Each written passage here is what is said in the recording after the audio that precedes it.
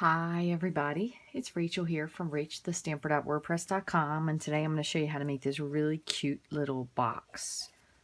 It's a little treat box that opens up in the top. You could stuff quite a lot of stuff in this, and then you can fold the top in either this way, or if you wanted to, you could fold it in, hold on, this way. So either way, depending on what you want it to look like. I'm going to fold it back this way. Every time I do this, I swear, I think I'm a little dyslexic. Now you do want to fold the box down to begin with because it'll keep the folds nicer. And then when you're ready to have it just do its regular fold in, it'll make it stay a little better. Okay, so it doesn't have to be tight, and basically you can stuff it with stuff that it's popping out. But anyway, this is a cute idea I got again from Elaine at Papercraft Button. She has all different sizes of these little boxes, and I recently did a card swap with the girls from the Stampin demo group, and I made a card using the really pretty paper in the Warmth and Cheer Designer Series paper stack, and I had a lot of pieces left over, which ended up working out perfectly for this little box. I did this box in Always Artichoke. And then I used the Warmth and Cheer stamp set just to create this little tag. And I used some thick, very vanilla baker's twine.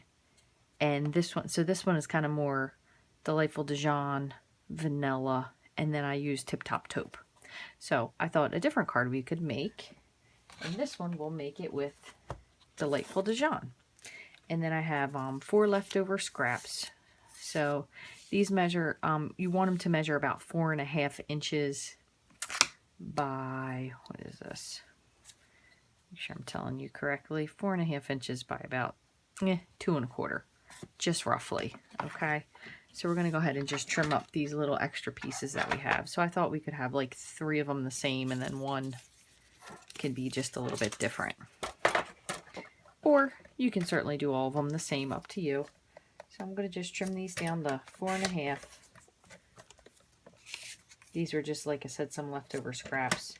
So that way I could kind of use the rest of my paper. And this set, if you haven't seen it, has some really cute pieces in it. It's got that. There's the reverse, sweater, red. And these are the pieces I've used. There's a ton of them that I haven't even used yet. Stars. Plaid. This is a really pretty one. So there's a couple of those. So let me move this out of the way. So what we're going to do is we have a full sheet of cardstock. So this is 8.5 by 11, and we want to just trim it down to be 10. So we want it to be 8.5 by 10. So we're going to just cut off. Is that right? Yep, 8.5. No, I'm sorry, 10.5. 8.5 by 10.5. 8.5 by 10.5. No, I was missing something. So you're going to just get rid of a 1/2 inch. Okay, so then we're just going to do a little bit of scoring. So what we're going to do is we're going to score while we have it here. Let me move this out of the way. We're going to score at 2.5. Make sure you're in the frame here, 2.5. And again, the dark blade is the cutting blade. The light blade is scoring. So 2.5. And then at 5, and then at 7.5, and then at 10. And I will make sure all these measurements are on my blog. Okay, so then we're going to turn our paper, and this time we're going to score it at 2.5.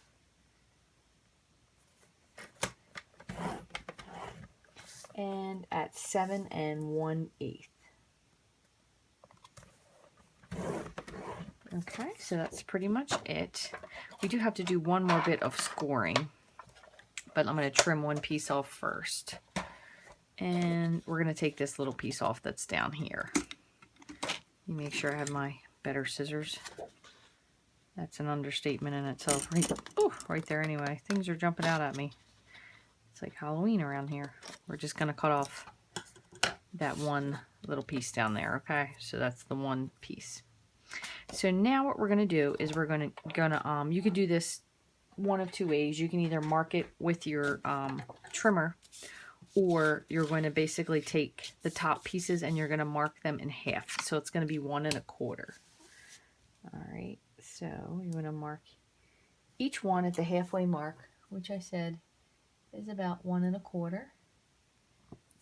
So you're going to just mark it with your stylus. So 1 1/4, and you want to do this near the top because we're going to score. 1 1/4, 1 1/4,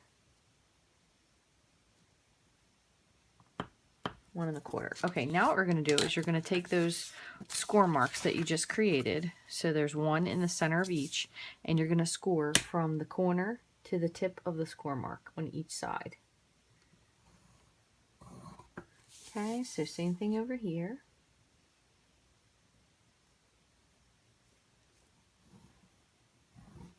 Okay, once more on this one. And you're going to do all 4. Oh, you know what? I'm doing this upside down. Yep. You want this to be on the top pieces here. It's not going to matter because this is going to fold under, but thin pieces are where you want it. So sorry about that. I'm just not going to waste this piece of paper because I'm not a paper waster. All right, so again, sorry about that. We're going to go to the thin to the shorter side. Mark 1 1/4. See, this is just giving you some practice on marking your score lines. 1 1/4. And once more, 1 1/4. So sorry about that. Okay, so now you're going to take your corner to your little score line we just made. So again, you're not going to see this because it's going to be the bottom of the box. It's going to be covered over anyway. So no worries.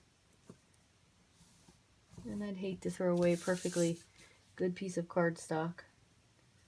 I'm sure we could find some reason to use it, but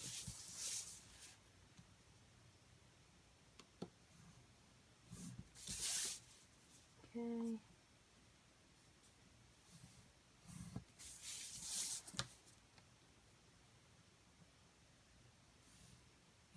All right, and last one.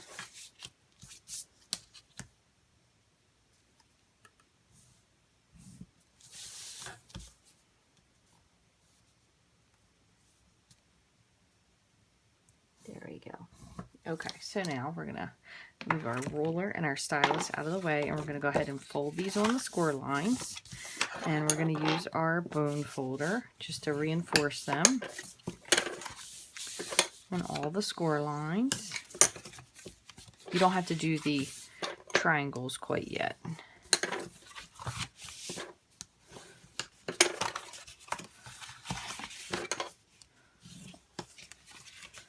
Okay, and right here.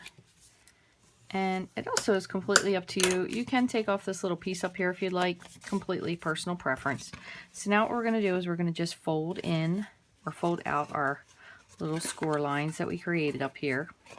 And you can fold these if you like, it's up to you. Don't really need to. So we're going to just fold them down on each one, all the way across. And just give them a nice squeeze. Same thing here. I thought this would make a really nice fall box for maybe some of you that don't necessarily celebrate Halloween, so you could still use the box. Okay, so now what we're going to do is a little bit more trimming. So we're going to go ahead and cut on the bottom large piece. We're going to cut up to the score line. Just cut yourself a little bit of a wedge there just so it folds over nicely. Same thing on this last one. We're just taking out just a teeny snippet, and then we're going to take a little bit out on the end here and just a teeny bit out on the end here. Just find that it makes them fold over a little bit nicer. Okay, let me get all that out of the way. And on this one, I am going to take out this top piece. I want to see if it folds any better. On the first one, I didn't. So I'm going to see if I like it better on this one. And I'll tell you which one I think closes better. Okay, so now you can either use tear and tape, you can use Tombow liquid glue. If you still have sticky strip, you could use that, whatever you'd like. What we're going to do is get a piece of sticky strip right here, and we're going to peel this off, and we're going to just fold this over. Let me show it to you a little bit better, just so these two pieces here, oh, scratch myself, line up. Okay, just like that. And then what we're going to do is we're just going to fold over these pieces here. So you want to make sure, only because I did some goofy square lines, I'm going to fold it over just so it looks a little bit better. But again, the back of the box is here. So let's make it so the flap goes to the back. So we're going to just put a little bit of snail on these. So I'll put just a little bit just to hold this down. You can put whatever you'd like on it.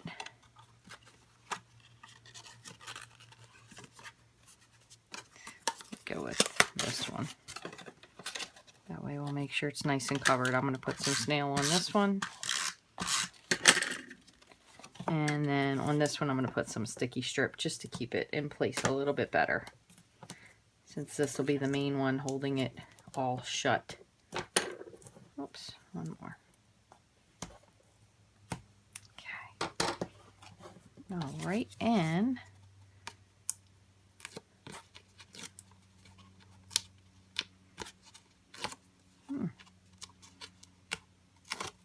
I'm going to close that down. Okay, so just like that. And you can go ahead and reach your hand in, just give it a little press, or some people give it a little press with their bone folder. But then what's going to happen is your little flaps are going to fold in. You know what? You do need that other little flap. So you probably don't want to cut that off. That little tiny flap that holds it on. It's not really going to impede your project any. But this little piece here, I did leave it connected so it would hold the flaps in. It does seem to be holding it together perfectly fine, but if you want it to be fully sealed, you might want to leave that on there just to hold it together. I'm not terribly concerned with it. Okay, so now what we're going to do is we're going to just put our 4 pieces of Designer Series paper on. And I'm going to just put these on with some snail. I think I'm going to put the different one in the front just to offset it, give it a little bit of something. So we'll put this on the side.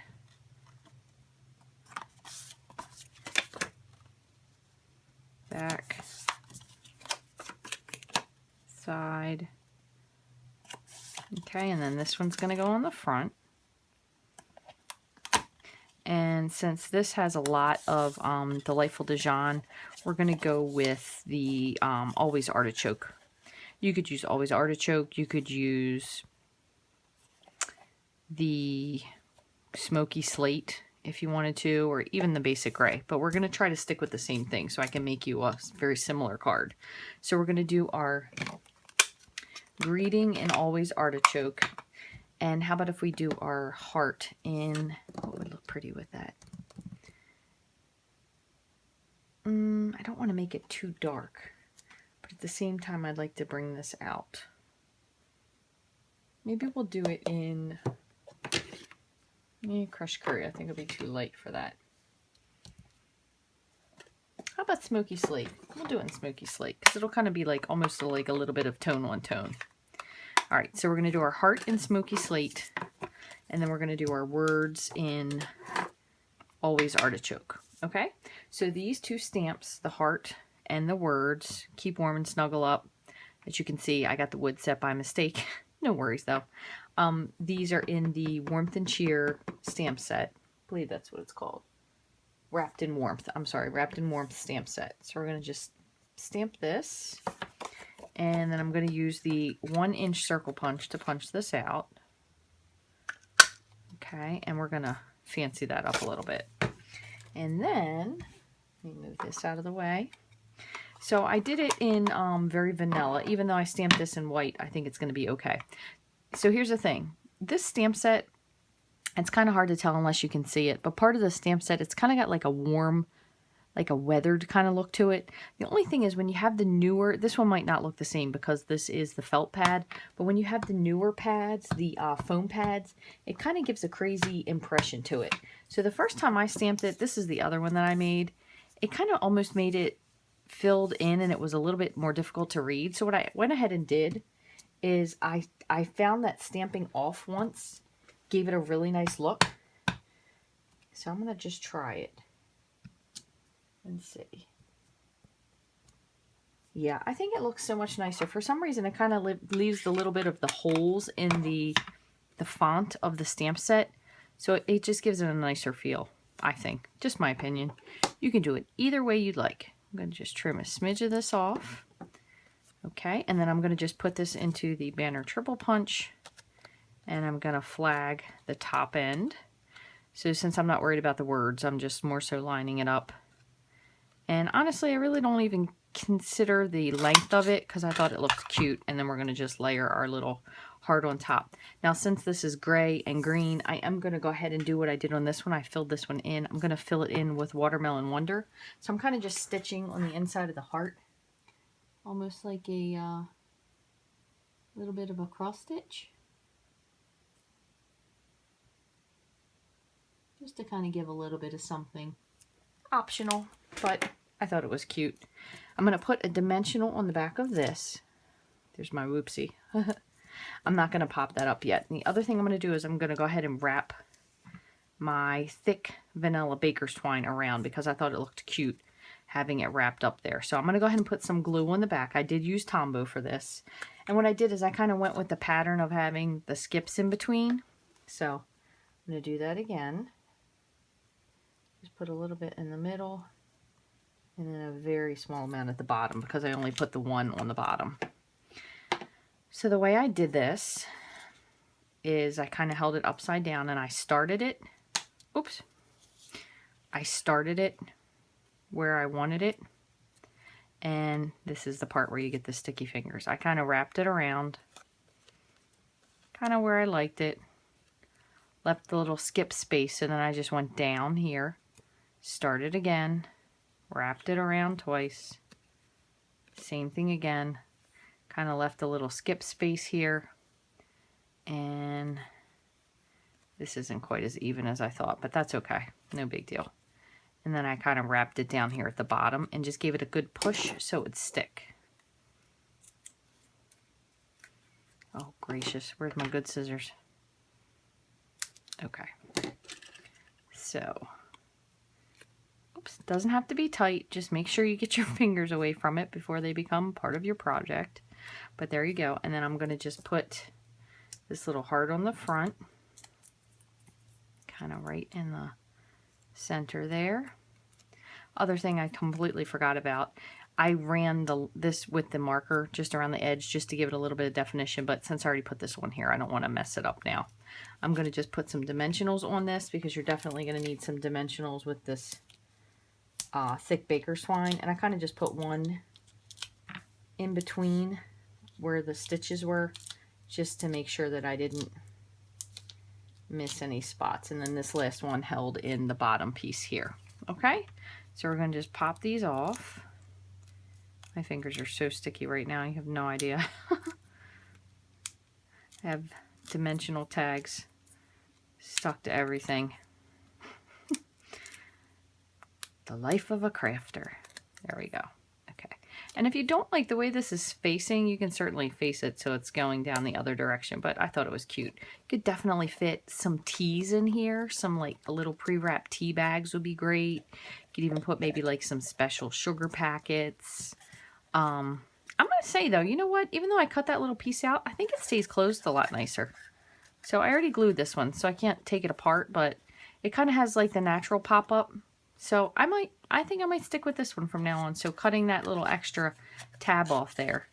And it does seem to stay a little bit better. It could also be because I folded it with the bone folder. Never know. Give this one a fold and see if it does or doesn't. Well, anyway, There are 2 different versions there. And again, you could fit some little tea bags in there, like little tea bags and a little gift card or a little note like, hey, let's meet and have tea together and make cards.